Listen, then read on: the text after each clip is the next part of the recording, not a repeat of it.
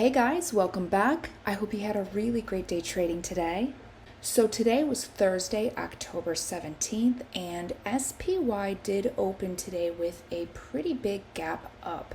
We took it to the very top of the implied move in that first candle, made new all-time highs, and then pulled back down to close this gap. Right here, we actually didn't completely close the gap. We did bounce here when it was almost closed, and then pulled back down and completely closed that morning gap.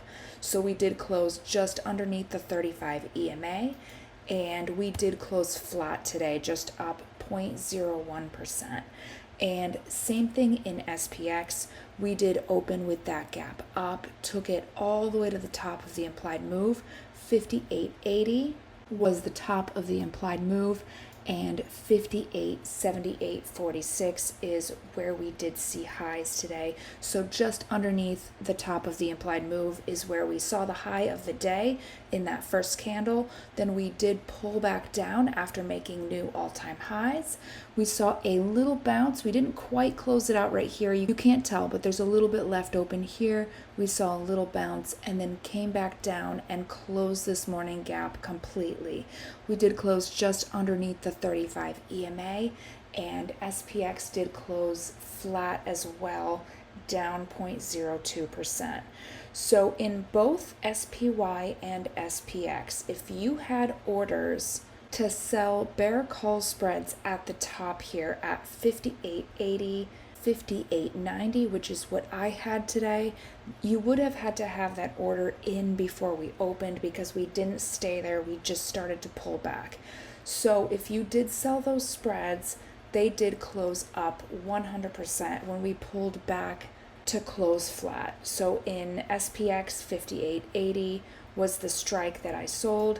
In SPY, if that is what you trade, if you did sell 586, 587 bear call spreads, those also would have needed to be in before we opened, and they would have closed up 100%. I did not trade SPY.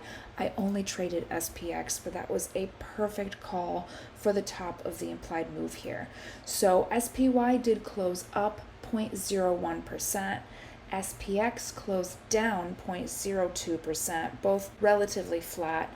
VIX came down 2.40%, and here we did stay completely within the implied move. All right, so new all-time highs in the S&P. Let's check out QQQ. We opened with the same gap up here, and if you did have an order to sell 496, 497 bear call spreads, those would have filled here or here and would have closed up 100%. So we opened with that gap up above the 35 EMA to the top of the implied move and almost to the top of the trading range, almost to the top of the implied move for the next day. So really, even if you had 497, 498 bear call spreads, if you had an order in for those would have likely filled as well. So both of these were great strikes. And then we pulled back down. 35 EMA caught us. We left a little bit of the gap open here before swinging back up, took it to the top of the implied move, and then came back down. We didn't quite fill the gap completely. There is a little bit left open, so be aware that could be a support level tomorrow. And QQQ did close up 0.07%. VXN closed down 3.34%. And we did close completely within the implied move today. And IWM had that pullback that we talked about yesterday. So it's not showing here because you have to see it in the chart from the day before, but the 35 EMA did pull into the green on Wednesday's trading day. So what I've been noticing is when the 35 EMA pulls into the green, then the next day we see a pullback. And I don't have enough information on this to say that that happens all the time, but it seems to me that it could be a very interesting overbought signal because we get a lot of false overbought signals in other indicators, but that seems to me like it would be at least something to be aware of. I'll keep mentioning it every time I see it, but so far It's been proving to be an effective way to look for a pullback day. And today we did see that pullback back to the 35 EMA. And then we also had this resistance level. This was a long time resistance. Let me zoom it out just a little bit. So right here is where we bounced. This was previous resistance. And in July, right here, before we made that big push up to fill that last bear gap, and before we got smacked away from that level, that was a pretty solid smack, so be aware of that level. But that was a resistance right here at 225.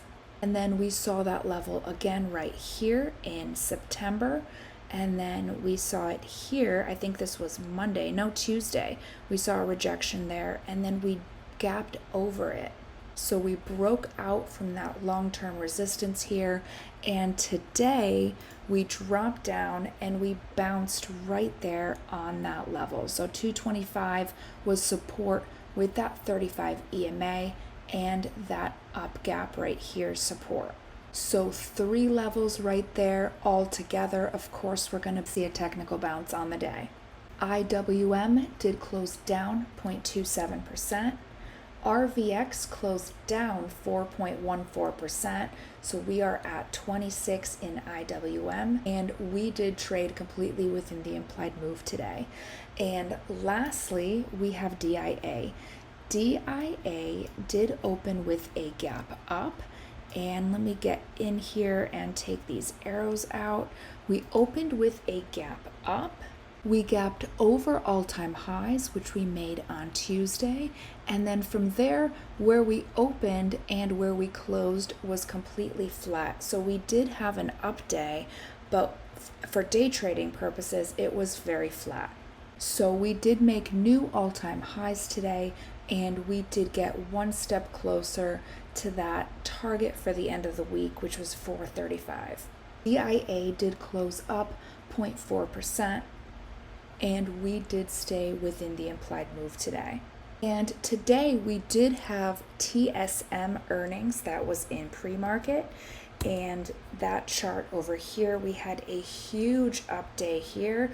So we gapped up and closed the day up 9.79%. So the implied move was 6.23%, and we saw a 1.5 times move, and even more intraday, but when we closed was 1.5 times the implied move. And the 35 EMA came all the way outside of the implied move, so it'll be interesting to see how that plays out.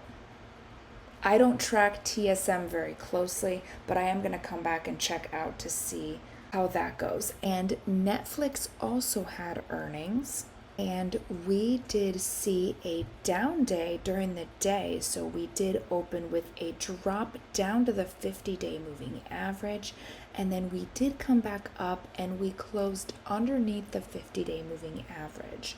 So Netflix was pretty bearish heading into earnings, and then I'm going to put on extended hours here.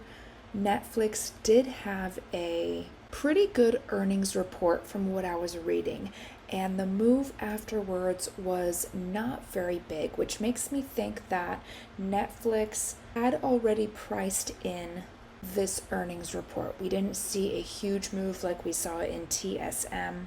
The move was pretty small as far as earnings go. So I know earnings season just started. I don't want to get my opinion too much out there, but I wonder if a lot of earnings that we are going to see this quarter have already been priced in at these all-time highs. I guess we'll see.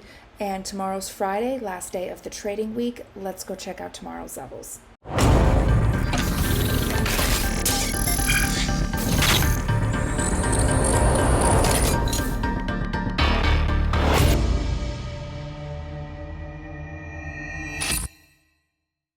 Alright guys, so before we head into tomorrow's trading ranges, if you find these videos useful, if they help you to choose better strikes and take better trades, and you love how I break it down every night, then please make sure to give this video a like.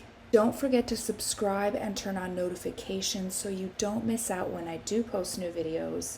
If you have any questions at all, please leave me a comment. I do get back to all comments. And when I was learning how to trade, I had so much help. So think of that comment section as a place to get some answers. And if something I said on my channel led you to a really profitable trade and you want to say thank you, there is a button underneath the video that says thanks. That does go directly to help support my channel so that I can bring you guys more content.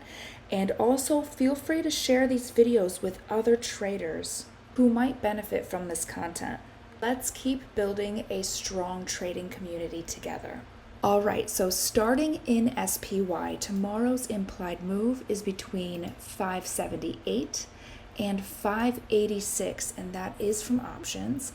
The 30-day average volatility is between 577 to 588, and the implied move on Monday's contract is between 577 and 587. And tomorrow's trading range is really easy. And again, when I say easy, it does not mean bullish.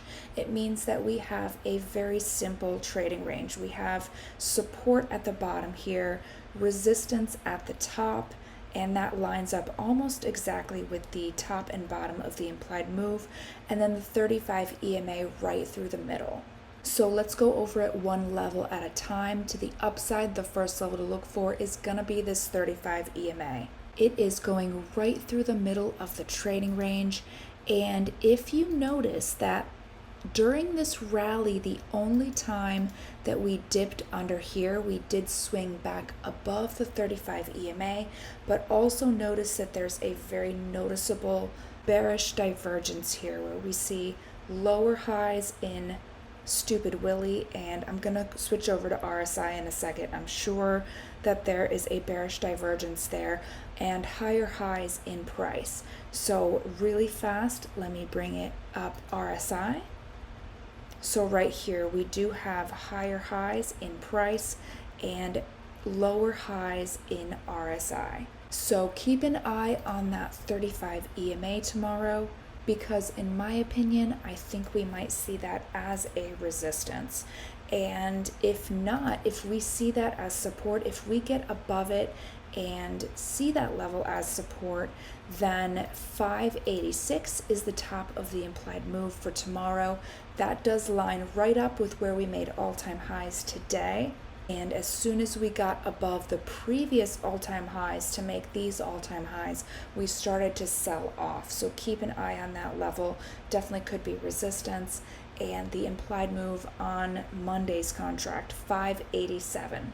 586, 587 could be a pretty good bear call spread to play tomorrow. I would actually take it one strike out, 587, 588, maybe to get above all-time highs. And then to the downside, if we see this 35 EMA as resistance, then the next level to look for is going to be right here. This is where we opened the week, right here with that gap up. And then when we came back down, we filled this gap and we bounced right at the bottom of this gap. So that is 579.41. The bottom of the implied move for tomorrow is 578. 577 on Monday's contract, and then 577 is also the bottom of the implied move. And then we have this level right here where this was right around inflation data. So we had CPI right here and PPI right here, and before CPI we did see that as resistance, and then with that PPI report we got up and we saw that as support. So that is down here at 577.5. So to the downside, 578, 577 could definitely be a place to sell some bull put spreads on the day for tomorrow. We also have the 30-minute 200 moving average just underneath all of that, and that could also bring us back up if we do drop. Momentum is still pretty strong on that, and if we do zoom out just a little bit, last two times we got underneath it, we got pulled right back up. So some nice history as support, and the momentum is still pretty strong there. So then taking it over to SPX, the implied move for tomorrow here is between 58.05 and 58.75, and that is from options. The 30-day average volatility is a little bit wider, 57.85 to 58.95. And same thing over here, not a difficult trading range. The first level to look for, 35 EMA.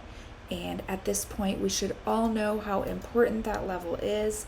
And if we get above that, then the next target is going to be 58.75.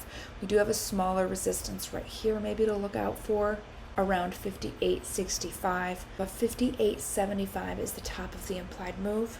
58.90 is the top of the implied move on Monday's contract, and 58.95 is the top of the 30-day average volatility. So with this setup right here, I trade SPX, so what I'm going to be looking for is probably 58.85, 58.95. Bear call spreads, that is just above all-time highs. Gives it just enough room to make all-time highs maybe and then get pushed away. But in my opinion, because we're seeing the lower highs here and the higher highs here, we're in a bearish divergence. I think that any of these strikes would be a great place to sell spreads at. And then to the downside, 35 EMA, if that is a resistance, then look down to the next support, which is right here. We gapped up on Monday to start the week, and that did hold as support for us when we did drop. After filling that gap, we did see support at 58.15. So that is our first support. Just under that is the bottom of the implied move at 58.05.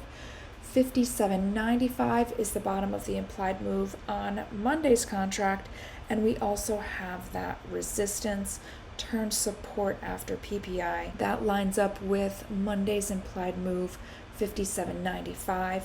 And underneath all of that, we have the 30-minute 200 moving average. Momentum is still strong there. We are still bullish. The 35 EMA is above the 30-minute 200 moving average. We are in a bearish divergence, so it is possible that we do see that level sooner than later, either by consolidating through time or by dropping to it. But the 30-minute 200 moving average has been a support level. So if we do see that level in the next couple trading sessions, then a technical bounce is likely. All right, and then QQQ. The implied move for tomorrow is between 487 and 496. That is from options. The 30-day average volatility and Monday's implied move line up at 485 to 497. And to the upside, we have that 35 EMA. That is a bearish close we had today, closing underneath the 35 EMA like that. And let me just get these arrows out. So if we get above that 35 EMA and see it as support, the next level is 496. That would be the bull target for tomorrow. And above that, 497 is the top of the implied move on Monday's contract. That's pretty close to where we saw resistance today in that first candle. And if that 35 EMA acts as a resistance, then the next level to look for, 30-minute 200 moving average. Last time we saw it, it did catch us and bring us back up. Then before that, we saw it right here and it brought us back up. Before that, we got underneath it for about a day. We came back up. So as of right now, it is still a support. Now, we did see right here, we have higher highs. We did see Stupid Willie support this move here. And then right here, you could see that weakness here and then lower high as well. So just know we are seeing a bit less strength, so it doesn't have to follow this pattern. But a technical bounce is at least likely there because of that pattern. And if we do break the 30-minute 200 moving average, 487 is the bottom of the implied move on tomorrow's contract. 485 is the bottom of the implied move on Monday's contract. So if we do drop maybe the strike in the middle, the 486, 485, bull put spreads might be a good place to look. And then if all of that breaks, the next support, maybe if you're looking into next week, 481 is the next true support. So QQQ doesn't look very difficult for tomorrow either. It has been pretty chaotic in the past 2 weeks, and finally it's getting a little bit cleaned up. Again, just because it's easier doesn't mean that it's bullish, but it just doesn't have so many things going through the implied move for the next day. And then IWM, the implied move over here is between 224 and 229, and that is from options. The 30-day average volatility is just a little bit wider, and I didn't label it. Give me 1 second. So the 30-day average volatility is 223 to 229. So pretty similar to the the implied move for tomorrow. And then on Monday's contract, the implied move is actually wider than the 30-day average.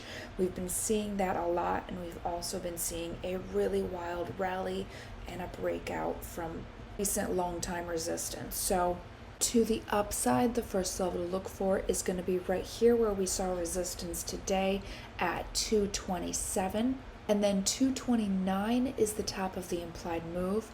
And then right here is a huge level. This is where we filled the bear gap. This was the last bear gap. I'm going to take it to the 5-year chart here. And we filled this bear gap right here at 229 back at the end of July. And then we got smacked all the way down to the 1-week 200 moving average. So this was the resistance that we saw after we started to drop and heading into the new year right here. So this is December, and then January we saw that pop up, and then we saw all of 2022 where we saw that big drawdown. But 229 was that resistance, and again, the last time we saw it, we got slapped back down. So definitely make sure you know that that level is there. And then the implied move on Monday's contract is just above that at 230. Let me fix that. So 230 right here. And then to the downside, the 35 EMA. And the 35 EMA has been a really strong support, and it's been a support since this right here is CPI. So we bounced on the 50-day moving average, got above the 1 hour 200 moving average, and that pushed us above this 35 EMA. Then this 35 EMA crossed above the 30-minute 200 moving average. That was the full bullish setup, and we ran with it. That 35 EMA was support. We pulled back right here, then gapped away from it, back up, got above this previous resistance. This was that long resistance that we've seen for about 3 months, and then this was yesterday and then today. So 35 EMA, and then we have that resistance turned support right here at 225, and underneath that is the gap that we had right before we broke out from that technical level. So green gap at the bottom of the trading range. The bottom of that gap is at 223, and oftentimes when we fill a bull gap, the bottom of that gap turns into a support, and the bottom of the implied move 224 is also within that gap. So I would look to that as a place to buy on the day. And 224, 223 bull put spreads does look like something I would be interested in if we do drop. And the same for the upside if we do find ourselves up here. 229, 230 bear call spreads looks like something I would be interested in because of this resistance level right here. All right, and then DIA. The implied move for tomorrow is between 429 and 435, and that is from options. Friday is the only day we have 0 DTE options in DIA. So what's really cool about this for tomorrow is that the top of the implied move for that Friday 0 DTE contract lines up with the top of the implied move on the week. And this almost inspires me to take a end of the week options reading for all of the others and maybe just put it out on TradingView and have a reference to where the end of the week should be. And if we are reaching oversold on that level, I'm just rambling now, but I'm definitely feeling another thing that I could add to the weekly analysis and to the upside. The first level is all-time highs that we made today. Remember, today we gapped up and made new all-time highs and then pretty much stayed flat after that. So 431.42 is where we have all-time highs. And then if we do break that, if we get above that, 435 is going to be the bull target. And then to the downside, if we do start trading down, then we do have the 35 EMA underneath us. And look at how beautifully that level has been a support ever since down here, ever since we bounced off of that FOMC gap. Zooming back just a little bit, this is where we had the rate cut, and the top of that gap was an absolutely beautiful support. We did trade sideways for a little bit, and then we finally took off, and then this 35 EMA was support. We did drop underneath it earlier in the week here, but we did get right back above it, and it has resumed being support. So right here, 35 EMA, second level right here, we did have a resistance. Now looking to see if that's turned to support. And then underneath that, 429 is going to be the bear target. So lots of good stuff to close the week with. Let me know in the comments if I missed anything, and have fun tomorrow. Trade safe. Make sure you take profits when you're up, and I will see you guys on Sunday night.